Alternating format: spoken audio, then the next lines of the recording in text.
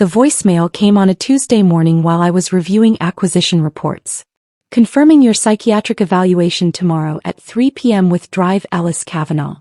I played it 3 times, phone cold in my hand. I hadn't scheduled any appointment. My therapist had retired 2 months ago, and I'd been too busy to find a replacement. My husband Kyle walked in carrying coffee. What's wrong? Nothing. Just a reminder I don't remember setting. He kissed my forehead. You've been so scattered lately, Vanessa. Maybe you forgot. Scattered. That word again. He'd been using it for weeks now. You forgot to sign the merger papers. You forgot we had dinner with the Hastings. You forgot where you parked at the office. But I hadn't forgotten anything. Ever. My business empire was built on details.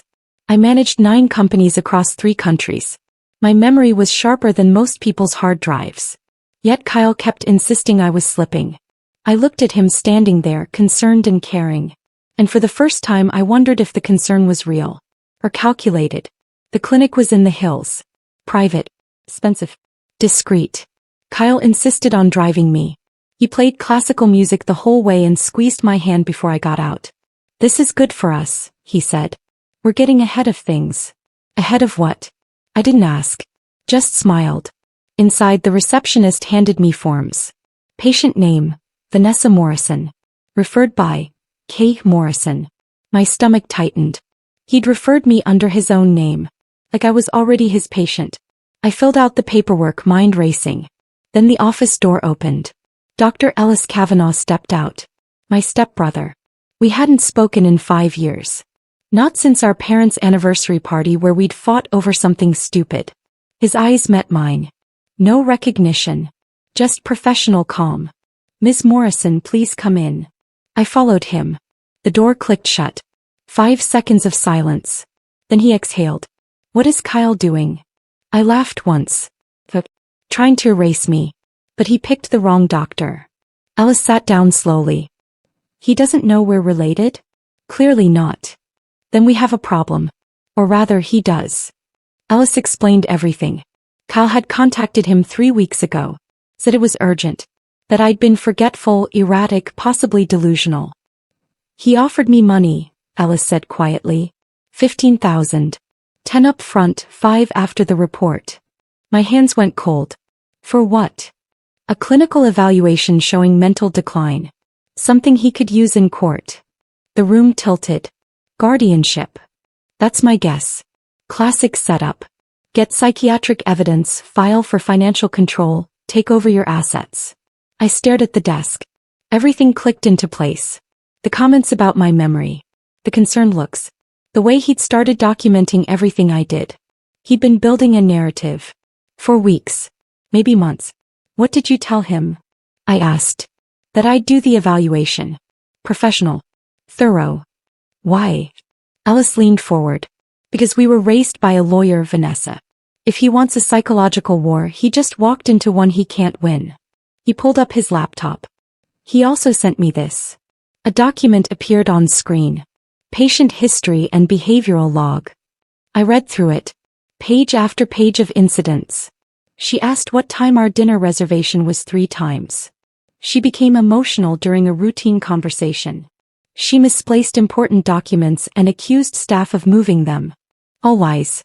Every single one. He's been documenting you, Alice said. Creating a medical history that doesn't exist. How long? At least 2 months based on these dates. I looked at Alice.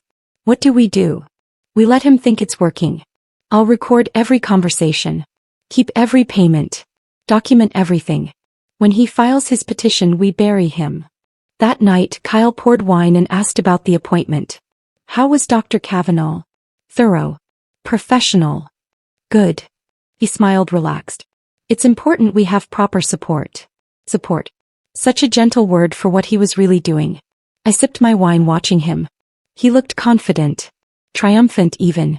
Like a man who'd just set a trap and thought I'd walked right into it. He mentioned you referred me, I said casually. I wanted to make sure he understood the context. How concerned I've been. That was thoughtful. He squeezed my hand. I just want you healthy, Van. That's all. I smiled. Let him believe it. But my phone had buzzed 10 minutes ago. Ellis. Payment received. Recording stored. Kyle thought he was building a case. He had no idea I was building evidence. And he was creating it himself. The next morning, I reviewed every entry in Kyle's fake log that Ellis had forwarded. 43 incidents. Each carefully dated and detailed. I cross-referenced them with my calendar. The day I supposedly forgot our dinner reservation, I was in Singapore closing a deal. Photos existed. Timestamps. Witnesses. The emotional conversation. I'd been on a panel at a business conference. Recorded. Streamed live. The misplaced documents incident. I was in Boston that entire week. He'd fabricated everything. And he'd been sloppy. Because he didn't think I'd ever see it. Thought Ellis would rubber stamp his lies and hand him my empire. I called Ellis. The dates don't match. I can prove I wasn't even in the country for half these incidents. Silence. Then, that's perfect. That's not just fraud. That's perjury. When will he file? Soon. He's getting impatient. Good, I said. Let him rush. Because rushed people make mistakes. And I needed him to make just one more. Kyle started pressing harder. You've been on your laptop a lot lately, he mentioned over breakfast. Just work. You should rest. You've been looking tired. Tired. Another word for his collection. Scattered, forgetful, emotional. He was layering it. Making sure anyone who heard him would think, poor Kyle. His wife is falling apart. But what he didn't know. Every word was being stored. Cataloged. Time-stamped. Ellis had set up a system. Every time Kyle called or emailed, it was recorded. Every payment was documented. Every lie was logged. I didn't confront Kyle. Didn't change my behavior. I just watched. Like a scientist observing an experiment. Watching him dig deeper. Watching him get more confident. Watching him build the noose he'd eventually hang from. That week I started seeing patterns. He'd steer conversations toward my work stress. Ask leading questions about whether I felt overwhelmed. He'd mention my forgetfulness to friends at dinner parties. Casual. Concerned. Planting seeds everywhere. Making sure that when he finally filed, people would nod and say, we saw the signs. But they were seeing a performance. And I was documenting every scene. Ellis called on Thursday. He wants the report by Monday. He's meeting me tomorrow to discuss final details. Which means he's filing next week. I'm sure of it. My pulse quickened. What will you tell him? That the report is ready. That I'll have it sealed and prepared for court. Will you actually give it to him? I'll give him an envelope. But what's inside won't be what he's expecting. What will it say? Patient evaluated. No clinical evidence of mental decline. Evaluation appears to have been requested under false pretenses. Possible coercion by spouse. Full documentation attached. I smiled. He'll panic. That's the point. But he won't open it until he files. He's too arrogant. Ellis paused. Vanessa, once this starts, it gets ugly fast. Are you ready? I thought about the companies I'd built. The years of work. The nights I'd stayed up solving problems. I thought about Kyle, who'd married me when I was successful and now wanted to call me incompetent. I'm ready. Then we move Monday. After we hung up, I sat at my desk for a long time. This was it. The moment when everything would either work perfectly or fall apart. I'd spent weeks preparing. Now I just had to wait. And trust that Kyle's arrogance would be his downfall. Friday night, Kyle came home with flowers. What's the occasion? I asked. No occasion. Just wanted to do something nice. He kissed my cheek, humming while he arranged them in a vase. He was celebrating. I could see it in his posture. In his smile. He thought he'd won. Thought the hard part was over. Now he just had to wait for the court date. We had dinner together. He poured expensive wine. Talked about a vacation we should take. Once things settle down, he said. Once you're feeling better. I nodded along. Smiled at the right moments. And thought about how in 3 days his entire world would collapse. Because while he was pouring wine and planning vacations, I was 3 steps ahead. My lawyer had everything ready. The counter motion. The evidence. The timeline. Ellis had the recordings queued. The payments documented. The fake medical log annotated with proof of my actual whereabouts. Kyle had built a house of cards. and I was about to blow it down. The weekend passed slowly. Kyle was relaxed. Happy even. He suggested we go for a walk Saturday morning. Held my hand. Talked about the future. I know things have been hard, he said. But we'll get through this together. I squeezed his hand. Said nothing. Because what could I say? That I knew exactly what he was planning? That I'd known for weeks? That while he thought he was protecting himself, he was actually burying himself. Well, better to let him think it was working. Better to let him walk into court confident and unprepared. Sunday night I barely slept. Not from fear. From anticipation. Because tomorrow, everything would change. Tomorrow Kyle would file his petition. And tomorrow I would end him. Monday morning I went to work like normal. Attended meetings. Reviewed contracts. Smiled at my team. No one knew what was happening. That's how I wanted it. At 10:17 a.m. my lawyer texted, he filed. Emergency guardianship petition. Fake psych eval attached. My heart pounded but my hands stayed steady. At 10:52 a.m., Ellis submitted his counter-report. The real one. With audio files attached. At 11:34 a.m. my lawyer filed our motion. Emergency hearing. Evidence of fraud. At 12:41 p.m., the court flagged Kyle's petition for review. At 2:23 p.m. Kyle was served. I was in a board meeting when my phone buzzed, he knows. I excused myself. Walked to my office. Closed the door. 3 minutes later Kyle called. I didn't answer. He called again. And again. At 6:51 p.m. he came home. I was reading by the fireplace. He stood in the doorway, pale, shaking. You knew, he said. I closed my book. I knew the moment you called Ellis. Ellis. My stepbrother. The psychiatrist you tried to bribe. His face went white. And just like that, everything he'd built collapsed. Kyle didn't speak for a full minute. Just stood there, briefcase in hand, looking like he'd been hit. You set me up, he finally said. I stood. No. You set yourself up. I just didn't stop you. But he's your, how did I not know? Biz, you never asked. You saw credentials and assumed. You thought you could buy a diagnosis and take everything I built. He started pacing. This is insane. I was trying to help. Don't. My voice cut through the room. Don't insult me by pretending this was concern. Vanessa. Every conversation with Ellis was recorded. Every payment documented. Every lie you wrote is now evidence. His face crumbled. What happens now? I picked up a folder. You have two choices. Sign this or face criminal charges. He opened it with shaking hands.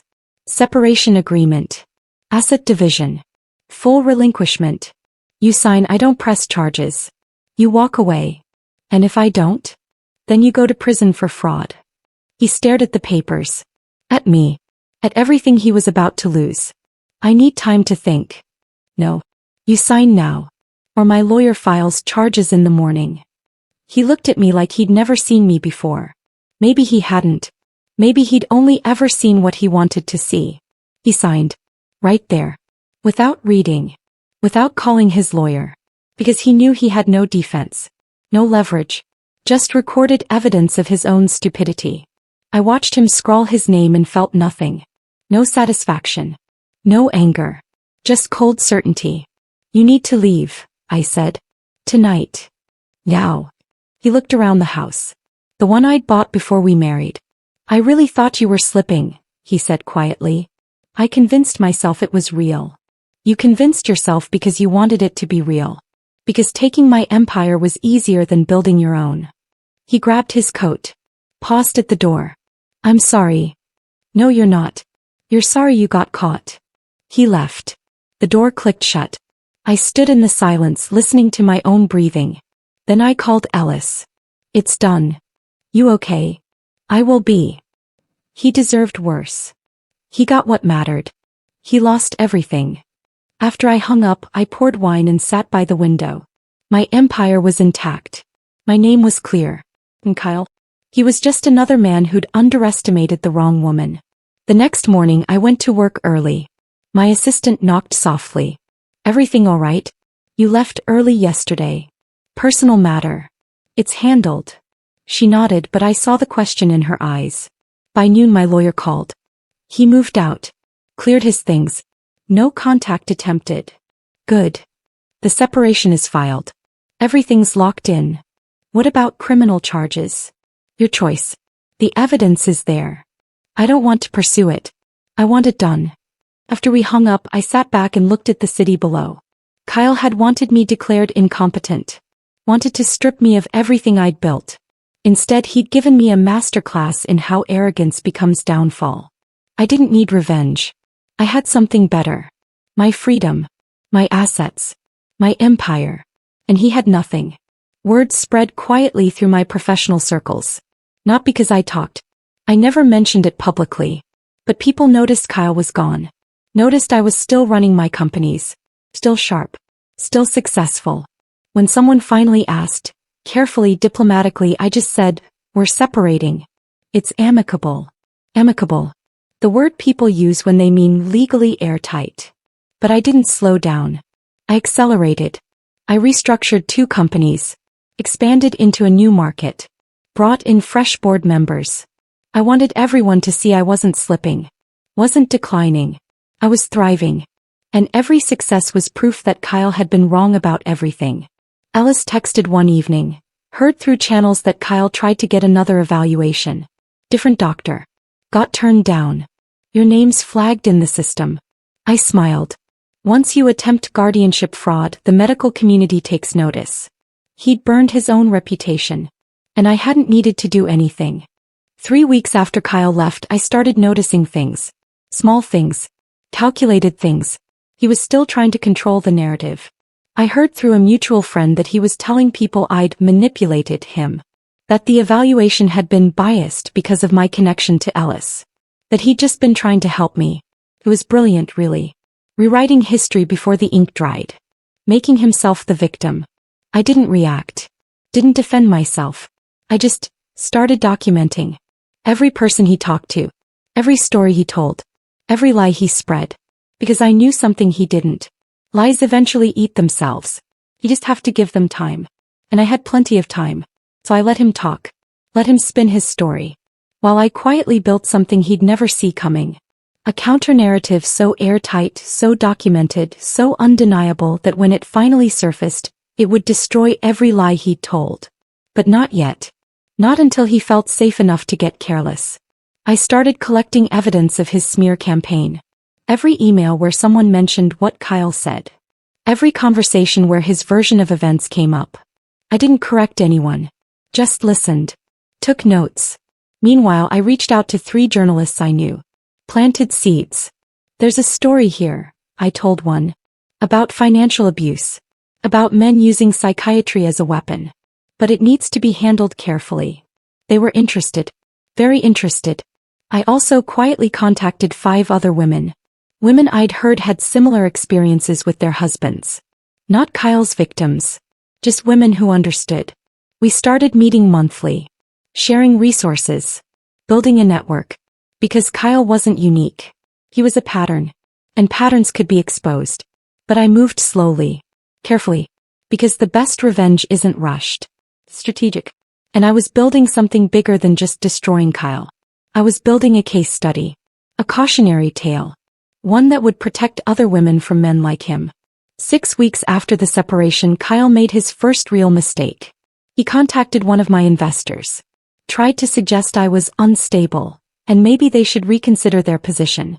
The investor called me immediately. Your ex-husband just tried to tank your reputation with me. What did he say? That you'd been having mental health issues. That the separation was because you were erratic. That I should be concerned about my investment. My blood went cold. Then hot. What did you tell him? That I've known you for 10 years and you're the most stable person I work with. Then I hung up. After the call I sat very still. Ka had just crossed a line. He'd gone from rewriting personal history to actively sabotaging my business. That was different. That was actionable. I called my lawyer. He's interfering with my business relationships. That's tortious interference. We can pursue damages. Not yet. But document it. I want everything ready. For what? For when he does it again. As he would. Men like Kyle always push too far. They can't help themselves. Kyle contacted 2 more investors over the next month. Same story. Same lies. Both called me immediately. Both were furious on my behalf. I documented everything. Dates. Times. Exact words. But I didn't respond. Didn't warn him. Didn't react. I just let him keep digging. Meanwhile, I was building something else. I'd been quietly meeting with a documentary filmmaker. Someone who specialized in stories about corporate abuse. This isn't just about me, I told her. It's about a system that lets men weaponize mental health against successful women. He was fascinated. Wanted to tell the story. But I made her wait. Not yet. We need more. We need it airtight. So we gathered, interviewed experts, collected data, built a narrative that went beyond my personal story. Because personal stories can be dismissed. But patterns backed by evidence? Those change things. And I was patient enough to wait for the perfect moment. 3 months after the separation, Kyle's lawyer reached out. Wanted to renegotiate the asset split. On what grounds? My lawyer asked. Mr. Morrison feels he signed under duress. Actually laughed. Duress? I gave him a choice. Sign or face fraud charges. He's claiming the evidence was manufactured. That your stepbrother fabricated the recordings. My lawyer was silent for a moment. Tell them we'll see them in court. And when we do, we'll be filing counterclaims for tortious interference and defamation. Defamation. He's been telling people she's mentally unstable. We have witnesses. Kyle's lawyer backed off immediately. But the attempt told me something important. He was getting desperate. Running out of options. Which meant he was about to do something stupid. I just had to wait for it. The stupid thing came 2 weeks later. Kyle showed up at my office. Unannounced. Security called before letting him up. He says it's urgent, they told me. Send him up. But have someone nearby. He walked in looking haggard. Defeated. I need this to stop, he said. Need what to stop? You're destroying me. People won't work with me. I'm losing everything. I leaned back in my chair. I haven't done anything to you, Kyle. You turned Ellis against me. You manipulated the evidence. I didn't manipulate anything. You tried to bribe a psychiatrist. You falsified medical records. You filed fraudulent guardianship papers. Because I thought. You thought you could steal my empire. And when that didn't work, you tried to destroy my reputation. And now you're mad it backfired. He slumped into a chair. What do you want from me? Nothing. I already have everything I need. Then why are you doing this? I leaned forward. I'm not doing anything. You destroyed yourself. I'm just making sure everyone knows the truth. What truth? That you tried to have your wife declared mentally incompetent so you could steal her assets. When that failed, you launched a smear campaign. That you're exactly the kind of man women need to be warned about. His face went pale. You're going public? Eventually. When the timing is right. Vanessa, please. You tried to erase me, Kyle. Lock me away. Take everything I built. Did you really think I'd just let that go? He stood up slowly. I'll fight this. Go ahead. I have recordings. Documents. Witnesses. What do you have? He left without answering. And I knew finally that I'd won. Not just the legal battle. Not just the separation. But the war he'd started. The next day I made a decision. I was going public. But not the way Kyle expected. Not with anger. Not with accusations. With education. I scheduled the interview with the journalist. Set a date for the documentary preview. And I wrote an op-ed. Not about Kyle specifically. About the pattern. When psychiatry becomes a weapon, how successful women are targeted. I detailed the tactics. The fake memory loss. The documented incidents. The purchased evaluations. I talked about guardianship abuse. About financial control disguised as concern. And I shared my story. Anonymously at first. But everyone who knew me would recognize it. The op-ed ran in a major business publication. Within hours my inbox exploded. Women sharing their stories. Lawyers asking for resources. Journalists wanting interviews. Kyle called 3 times. I didn't answer. Because I was done explaining myself to him. I was speaking to everyone else instead. The documentary preview happened 2 months later. Invitation only. Press. Advocates. Experts. I sat in the back watching my story unfold on screen. Not just my story. 5 women's stories. All similar. All targeted by husbands who wanted their money. The filmmaker had done it perfectly. Showed the pattern. The tactics. The system that enabled it. When it ended, the room was silent. Then someone started clapping. Then everyone. The journalist next to me whispered, "This is going to change things." I hope so. Because Kyle wasn't unique. He was one of thousands. And if my story could help even one woman recognize the signs, it was worth it. After the screening, Kyle's lawyer sent a cease and desist.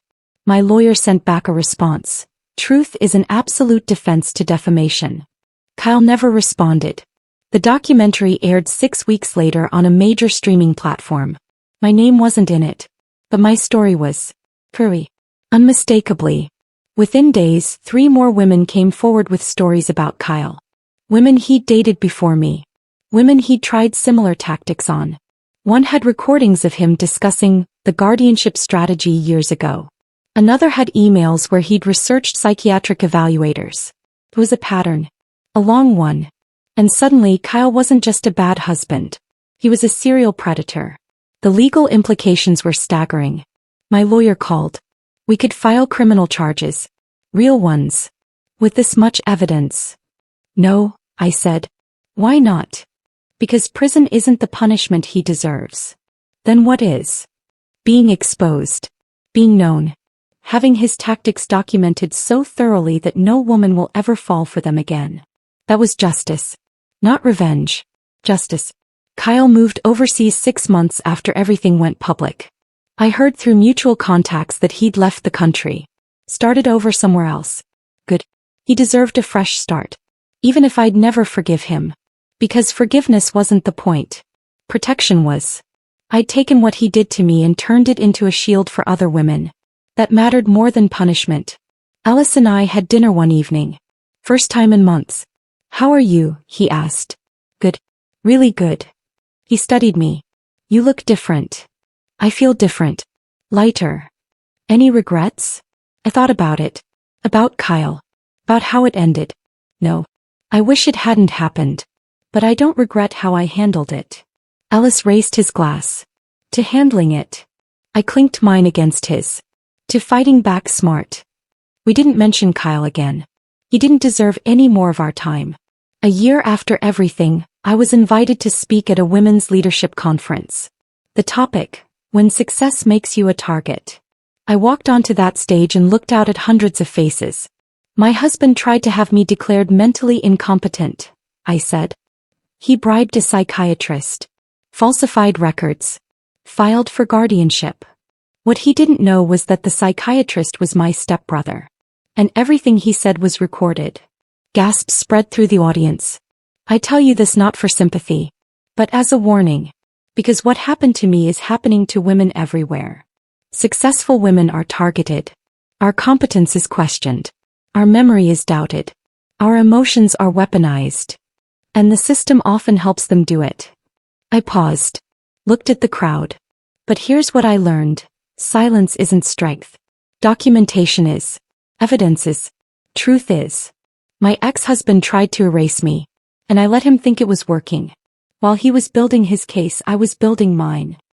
He thought silence meant weakness. But I was just waiting for the right moment to speak. And when I did, I didn't just win. I protected every woman who comes after me. The room stood. Not because I'd survived. But because I'd turned survival into strategy. And strategy into protection. People asked me later what I'd say to Kyle if I saw him again. Nothing. Because the loudest statement I ever made was refusing to stay quiet. He tried to weaponize psychiatry against me. I weaponized the truth against him. He thought he could steal my empire. I turned his theft into a documentary. He wanted me erased. Instead, I made sure he'd never be forgotten. Not as my husband, but as a warning. And that's the strongest revenge of all.